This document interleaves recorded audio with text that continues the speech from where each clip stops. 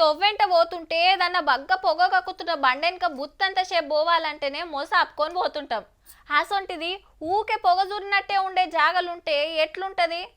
అట్లనే అగ్గ అంటుకొని పొగొస్తున్నా మొస తీసుకునుడు చాలా తిప్పలైతుంటది. జరంత దూరం పోయేదాకా దస్తి కట్టుకొని పోతుంటాం. ఈసొంటి ఎప్పుడో పారి మనకు ఎదురైతుంటాయి. కానీ దేశ రాజధాని ఢిల్లీ పబ్లిక్ కు మాత్రం గడియ గడియకి ఇదే గండమాయే. ఇక ముచ్చటేందంటే బుధవారం నాడు ఢిల్లీలో జోరు ఆనబడు పక్క. ఏహే వాతావరణం శాఖలు చెప్పినప్పుడే ఎండ కొడుతుంది, ఇక మీరు చెప్తున్నారు అనే రాయింత దానికో లెక్కుంది. ఇది వర్ణుడు కురిపించే ఆన కాదు, సర్కారు పట్టుకొస్తున్న ఆన. క్లౌడ్ సీడింగ్ అంటారు. అంటే విమానాలను మీదికి పంపి మబ్బుల మీద కెమికల్ చల్లితే అవి గరిగి సినుకులు రాలుతాయి. ఇక కాకుంటే చాలా ఖర్చు అవుతుంది. మరి ఢిల్లీలో ఏమన్నా పంటలు పండేది ఉందా? పైసలు పెట్టి ఆనలు పట్టుకొస్తానికి అంటుర్రా? ఆడ గాలి ఎట్లున్నది మళ్ళా?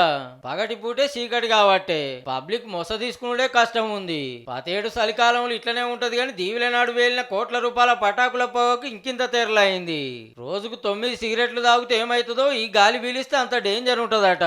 అంటే అలవాటు లేని వాళ్ళు కూడా నెలకు 270 సిగరెట్ల పొగ గుంజుతున్నట్టే. అడ్డమైన రోగాలే కాదు, క్యాన్సర్ కూడా రావచ్చునట.